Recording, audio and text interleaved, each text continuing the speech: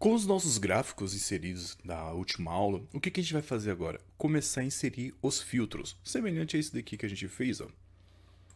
Semelhante a esse aqui que a gente fez, não, né? Desculpa, o que já vem por padrão aqui no RShine como exemplo. E agora a gente vai inserir outros filtros, só que relacionado ao nosso problema.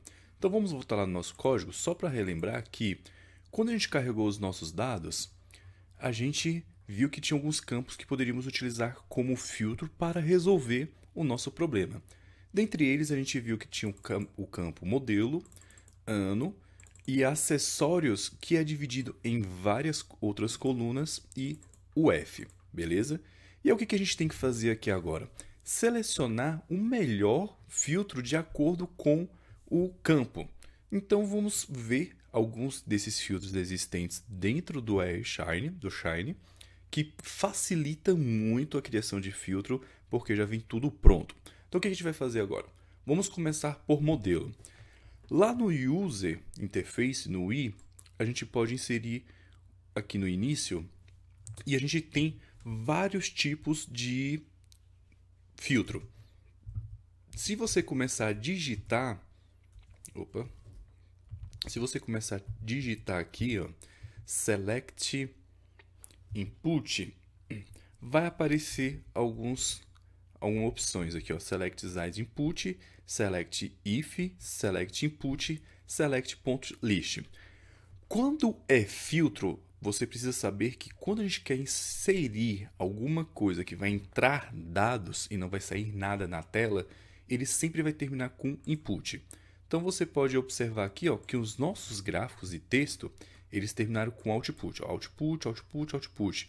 E para entrar dados, semelhante ao slide aqui, que a gente já tem até um exemplo aqui, ó, slider input, eles sempre vão terminar com input. Então, slide input, select slide input, dentre outras opções. Então, a gente vai utilizar aqui inicialmente select input, e o esquema é o mesmo dos campos de output do gráfico que a gente fez. Então, a gente insere um ID, vou colocar aqui ID modelo, modelos, para representar que esse campo é específico para um filtro de modelo, tá? Então, como eu disse para você anteriormente, eu gosto de escolher campos que são intuitivos. Beleza, inserimos o ID. Não é obrigatório colocar o parâmetro, mas eu vou colocar só para ficar mais intuitivo. E agora a gente coloca o label. O label é o que vai aparecer lá para o usuário quando ele acessar a página. Então eu vou colocar aqui modelo, dois pontos. Esse campo select input, ele não sei se você vai se lembrar, quando a gente clica num formulário e aparece várias opções para a gente selecionar, ele é chamado de select. Então select input dentro aqui do Shine, mas dentro do mundo da desenvolvimento ele chama campo de seleção, select input, select field, coisa do tipo, tá? Então o que você precisa fazer agora? Passar um parâmetro chamado choices. Esse parâmetro recebe as opções que a gente tem para colocar lá no nosso campo. Vou colocar inicialmente aqui, só para a gente ver como é que funciona, A, B, vou colocar aqui B e C. Então, só para a gente ver como é que funciona esse filtro lá no nosso campo. Vou colocar uma vírgula aqui. Agora eu vou voltar lá na nossa página, atualizar e pronto, ó, já apareceu aqui o nosso campo de select. Como eu falei para você, ó, select A, B, C. Então, as três opções que a gente colocou. Só um pequeno detalhe, você pode ver que eu coloquei e acabou ficando junto com os outros gráficos. O que é legal de se fazer? Deixar as coisas separadas. Como eu disse anteriormente, já disse, né?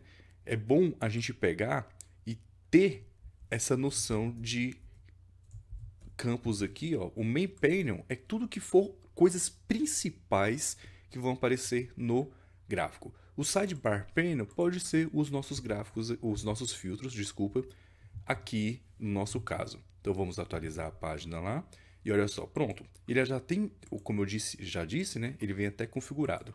Então se a gente coloca aqui, ó, não vai acontecer nada. Por quê? A gente só colocou o campo lá no nosso User Interface. A gente não fez mais nada lá no server, certo? Diferentemente que do slider input aqui, ó. Então, o que a gente pode fazer agora? A gente pode ir lá no server e buscar o valor que é selecionado aqui nesse campo ID modelos, que foi o que a gente deu o nome, né? Então, vamos copiar aqui, vamos lá no server, vamos colocar lá no início. Como é filtro, eu particularmente gosto de deixar sempre bem no início. Então, a gente vem aqui, ó, output.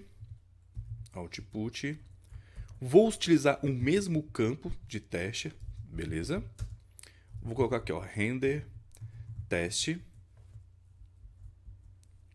e paste.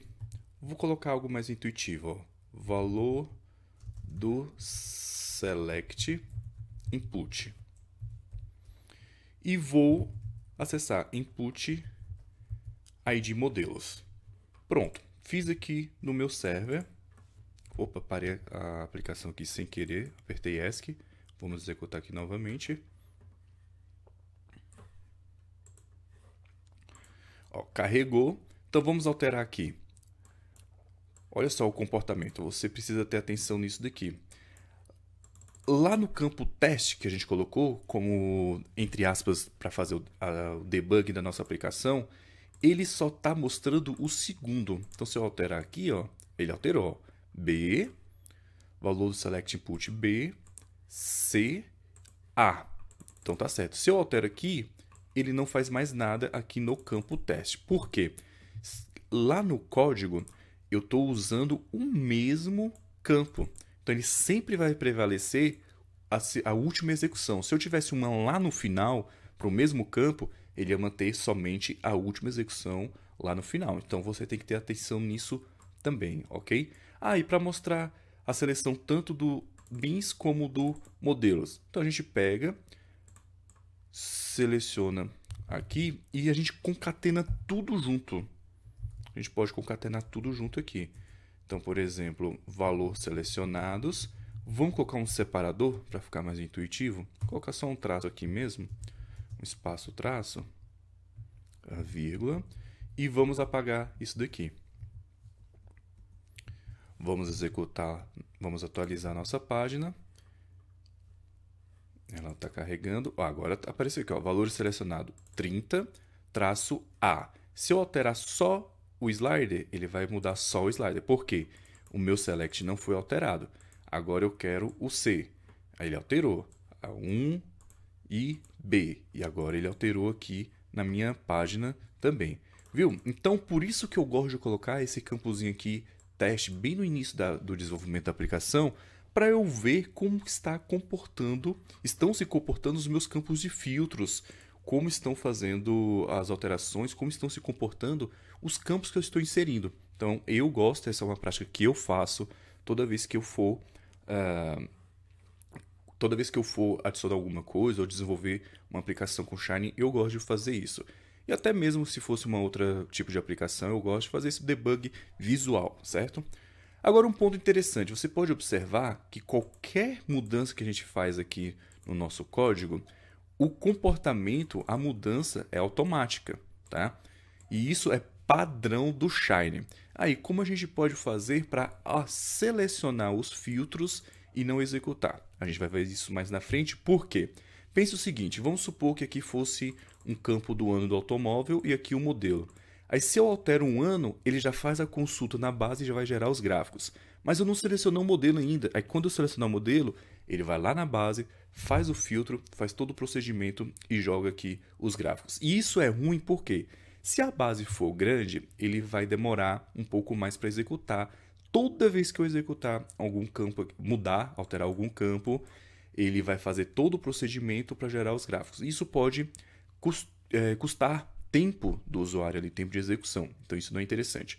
Outro ponto também é mais por questões de experiência de usuário, que a gente chama de User Experience, UX, né, que a gente chama ali da sigla UX, é o seguinte, não é agradável para o usuário, toda vez que ele mudar um campo, gerar um gráfico novo, já que a combinação desses filtros, a gente vai ter outro, a combinação desses filtros é para gerar o gráfico. Então a gente vai ver mais para frente como a gente muda esse comportamento padrão do Shine para executar somente quando a gente quiser. Então, por exemplo, quando um botão aqui de consultar, executar, gerar gráfico, coisa do tipo. Ok? Então, fique ligado nesse comportamento aí automático para você não ficar confuso. Então, vamos agora para a nossa próxima aula.